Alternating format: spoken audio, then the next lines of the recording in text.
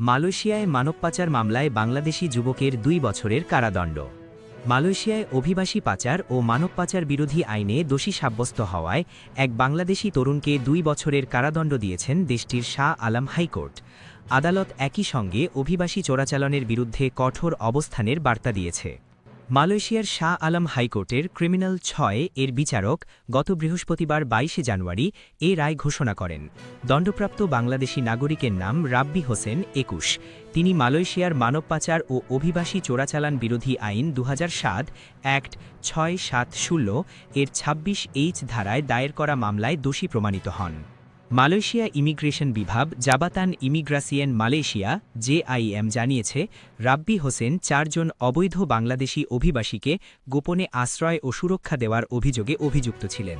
আদালতে উপস্থাপিত সাক্ষ্য প্রমাণের ভিত্তিতে অভিযোগ সন্দেহতীতভাবে প্রমাণিত হওয়ায় তাকে ২ বছরের কারাদণ্ড দেওয়া হয়। আদালতের আদেশ অনুযায়ী অভিযুক্তকে গ্রেপ্তারের দিন থেকেই এই সাজা কার্যকর হবে। অবৈধ ট্রানজিট শেল্টার পরিচালনার প্রমাণ। আদালতে শুনানিকালে জানা যায়, রাব্বি হোসেন একটি আবাসিক শেল্টার হাউসের কেয়ারটেকার হিসেবে দায়িত্ব পালন করছিলেন।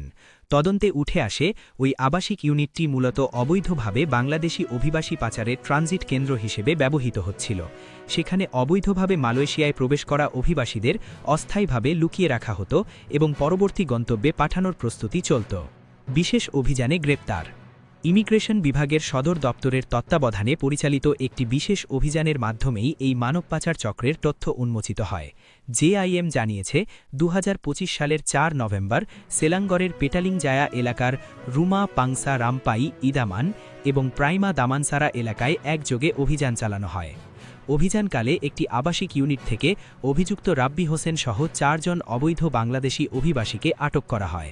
পরবর্তীতে তদন্ত শেষে তার বিরুদ্ধে মানব পাচার ও অভিবাসী চোরাচালান বিরোধী আইনে মামলা দায়ের করা হয়। কঠোর অবস্থানের ঘোষণা ইমিগ্রেশন বিভাগের। মালয়েশিয়া ইমিগ্রেশন বিভাগ এক বিবৃতিতে জানিয়েছে, মানব পাচার ও অভিবাসী চোরাচালান রোধে তাদের অভিযান ও আইন কার্যক্রম অব্যাহত থাকবে।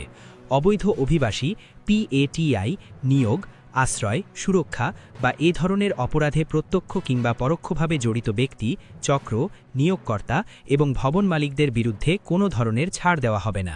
এছাড়া সাধারণ জনগণকে অবৈধ অভিবাসীদের আশ্রয় দেওয়া বা সহায়তা করা থেকে বিরত থাকার আহ্বান জানানো হয়েছে। যে কোনো সন্দেহজনক বা অবৈধ কার্যকলাপের তথ্য JIM-এর নির্ধারিত অভিযোগ চ্যানেলের মাধ্যমে জানাতে অনুরোধ করা হয়।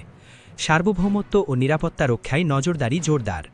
ইমিগ্রেশন বিভাগ আরও জানায়, মালয়েশিয়ার সার্বভৌমত্ব, অভ্যন্তরীণ নিরাপত্তা ও শ্রমবাজার সুরক্ষায় ভবিষ্যতেও নজরদারি ও আইন প্রয়োগ কার্যক্রম আরও জোরদার করা হবে।